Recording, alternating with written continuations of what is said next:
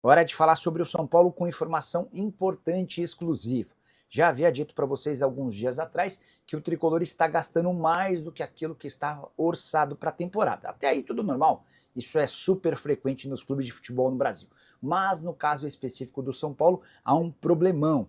Depois de fechar um acordo com o FDIC, um fundo de investimentos que vai captar cerca de 240 milhões de reais, São Paulo se comprometeu a não gastar nada acima do que está orçado. E hoje os gastos com o departamento de futebol estão 20% acima daquilo estabelecido para 2025. São Paulo tem a necessidade de reduzir de forma drástica e emergencial esses custos. Resta saber como é que o São Paulo vai conseguir fazer isso em meio a disputas de competições super importantes. Agora o Campeonato Paulista, daqui a pouquinho tem Libertadores da América e Campeonato Brasileiro, além da Copa do Brasil. Esses 20% equivalem a uma redução de mais ou menos 3 milhões de reais por mês da folha salarial. Vale a lembrança também de que o tricolor já conseguiu reduzir sua folha em relação a 2024. Depois da saída de mais de 17 atletas e apenas 4 contratações, houve um decréscimo de 1,5 milhão de reais por mês da folha. Mas o São Paulo precisaria reduzir ainda mais seus custos. Os 4 reforços contratados, todos sem custo. O Oscar, que veio livre, o Cedric Soares, que também estava desempregado, o Wendel, que rescindiu seu contrato com o Porto, além do Enzo Dias, que chegou por empréstimo ao São Paulo, envolvido numa troca que levou o Galopo para o River Plate. Só para completar sobre o tricolor, o São Paulo se prepara para o jogo contra o Novo Horizontino, em que ser eliminado não é permitido. Caso contrário, Luiz Ubeldia será dispensado pelo tricolor. Virando a chave agora um pouco para os profissionais, ontem pipocaram várias imagens de Zanqueta. Recebi aqui que o Jorge Nicola falou no programa Donos da Bola de que está certeza absoluta o assunto de Diniz de novo. Que na sexta-feira passada o Bertolucci e o Casares fecharam a contratação do Diniz. Basta a queda do Luiz Ubeldia do São Paulo. E aí, o que você tem para falar? Muita gente mandou isso ontem, muita gente me perguntou de novo, e eu vou repetir para vocês. Até mandei isso para algumas pessoas do São Paulo ontem, e as respostas que eu tive eu não posso nem pronunciar no vídeo. As pessoas me confirmaram novamente, para resumir para vocês o que eu posso dizer, que não tem absolutamente nada disso rolando, que não foi combinado absolutamente nada. E as mesmas coisas que eu falei há 2 vídeos atrás, a pessoa fala assim, pô, Zanqueta, mas daí os seus vídeos ficam repetitivos. O que que vocês querem que eu faça se todo dia alguém vai e fala que o Diniz está acertado com o São Paulo de novo? Que eu esqueço o assunto? Eu tenho que responder para as pessoas que me perguntam e apuro de novo. Vai que mudou alguma coisa, como todo mundo fala, o futebol é dinâmico, as coisas acontecem. Todo dia tem uma informação nova, todo dia vocês veem, a gente vem e comenta algumas coisas, todos os dias surge um tema novo. Então, como eu estou aqui com vocês todos os dias, eu às vezes vou ser repetitivo porque se me perguntam, e não é uma informação antiga, uma informação que o Nicola parece que falou no Donos da Bola. O Donos da Bola fez uma publicação nas redes sociais deles, fez um monte de, fez um auê, fez um grande fuzuê, e as pessoas me perguntaram: tem alguma coisa com o Diniz? Mudou alguma coisa? Consegue apurar para gente? Então tá aí a resposta para vocês de novo. Não tem acerto com o Diniz, pelo menos em todas as fontes que eu perguntei. Fontes, Zanquete, você perguntou para o CT ou para o Morumbi? Porque agora é assim, né? Agora as pessoas falam assim, mas será que no CT eles não estão falando uma coisa e no Morumbi estão falando outra? Então eu vou responder para vocês. Perguntei para a gente do CT e perguntei para a gente do Morumbi. A resposta foi a mesma. Então não tem diferença nisso.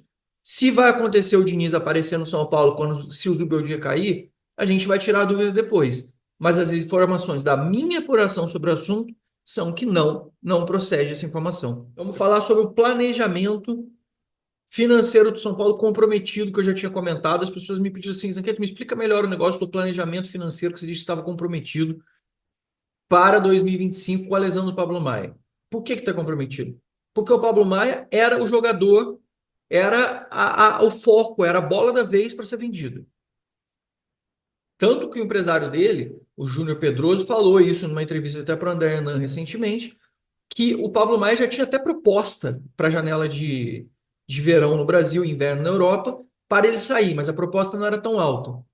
O São Paulo deu azar do Pablo Maia tá voltando a se recuperar, estava numa ascensão de novo, estava voltando a pegar condicionamento físico, se lesionou de novo e agora só volta para o segundo semestre. Ou seja, é óbvio e evidente que se o São Paulo contava com a venda dele, tinha ele no planejamento financeiro, uma venda do Pablo Maia, sei lá de quanto, de 100 milhões de reais, quanto é que ia ser vendido, 100 milhões ou mais, ou um pouco menos, não sei exatamente. Estou falando porque eu não sei mesmo. Mas imagina que estava lá 100 milhões de reais previsto com venda do Pablo Maia. Já não vai ter?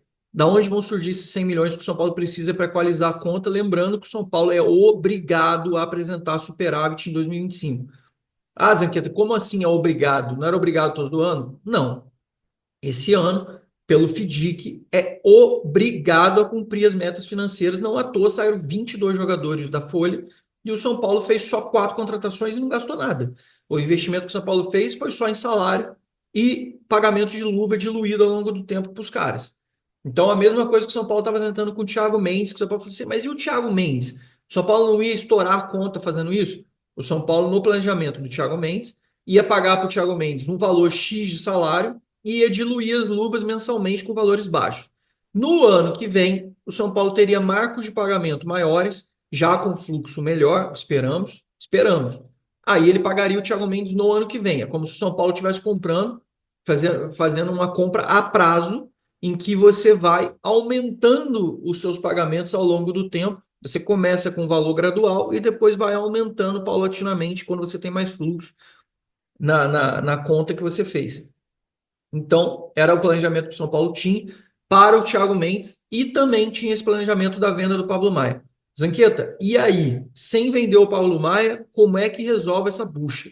Já falei para vocês, temos algumas opções. Temos a opção do Bobadilha ser vendido, que precisa chegar uma proposta oficial. Temos a opção do Ferrarese ser vendido, que precisa chegar uma proposta oficial. Tem sondagens para o André Silva, que é um achismo meu. Eu acho que o São Paulo vai acabar vendendo o André Silva na janela do meio do ano, porque ele tem assédio europeu em cima dele. Thiago Mendes. Então vamos lá, Thiago Mendes. Como eu falei para vocês ontem, não havia otimismo. Na verdade, havia até um certo pessimismo sobre o assunto, que se confirmou. O dia de ontem não apresentou nenhuma novidade nova positiva na questão do Thiago Mendes. Então, hoje, quinta-feira de manhã, Zanqueta, mudou alguma coisa? Você tem alguma nova perspectiva do Thiago Mendes? Será que esse assunto pode ter uma reviravolta? Então, vou repetir mais ou menos o que eu falei ontem muito rápido. O assunto do Thiago Mendes está morto? Não. O Thiago Mendes tem chance de vir? Tem. A chance do Thiago Mendes vir é grande? Não, é pequena. É muito difícil? É muito difícil. É impossível? Não é impossível. Então a gente vai conviver com uma situação duríssima em que a perspectiva maior é de que ele não venha. A perspectiva maior não é de que ele venha.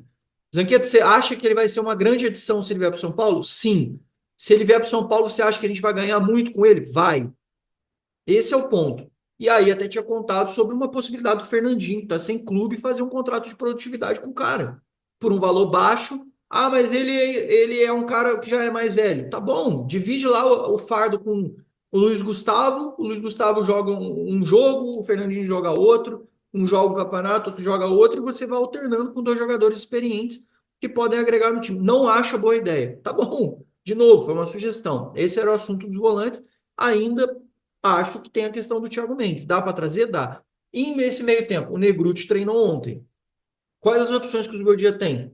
Muitos jogadores de segundo volante. Alisson, Bobadilha, Marcos Antônio. São Paulo tem muitos jogadores para fazer segundo volante. Primeiro volante, o São Paulo só tem o Negruti hoje e o Luiz Gustavo, que está voltando de lesão, correu no campo ontem. Tem uma expectativa de ficar no banco no próximo jogo, mas jogar efetivamente como titular só mesmo se for para a semifinal, é o que me disseram. Por enquanto, é essa a perspectiva. Zanquete, você comentou do Marinax. E aí você estava falando sobre o Marinax, sobre poder vir algum dinheiro para frente. Aí falou assim, eu vi também no Nicola sobre a possibilidade do Marinax também ajudar com grana no profissional. Então, vou dizer para vocês assim, que eu já falei lá atrás, vou explicar mais claramente. Como é que está a situação do Marinax? O escritório de advocacia contratado pelo Marinax no Brasil, na capital paulista, em São Paulo, ele está com o São Paulo redigindo, confeccionando o documento do MOU, que ele funciona como o quê? Como um pré-contrato. Esse pré-contrato rege o quê? Algumas cláusulas pré-estabelecidas de avanço na parceria e no avanço do estudo para a formatação final de um contrato futuro que vai determinar tudo. Esse contrato futuro que vai determinar tudo, ele já está pronto, já tem as previsões dele? Não. Tem uma perspectiva de 40, 30, 30. O que é 40, 30, 30? 40% para cotia, 30% para dívidas, 30% para o profissional. Esses valores estão fechados, Anqueta. Acabei de falar que o documento ainda nem foi redigido do MOU, do pré-contrato, quanto mais do contrato definitivo. Essa é uma perspectiva. Quanto tem de perspectiva de investimento? 100 milhões de dólares. Esses 100 milhões de dólares seriam investidos 20 milhões a cada ano, e desses 20 milhões, 40, 30, 30 milhões, 40%, 30%, 30%. O São Paulo pode usar isso para fazer? Esses valores podem mudar? O São Paulo pode receber um aporte maior no começo? Esse valor pode ser alterado? Esses 40% podem ser mudados? O São Paulo pode usar esse dinheiro para outra demanda inicial no começo? Gente, tem muita pergunta. Sabe por que eu não posso responder? Porque o documento não está pronto. Mas existe sim uma perspectiva de divisão de 40% cotia, 30% dívidas, 30% time profissional.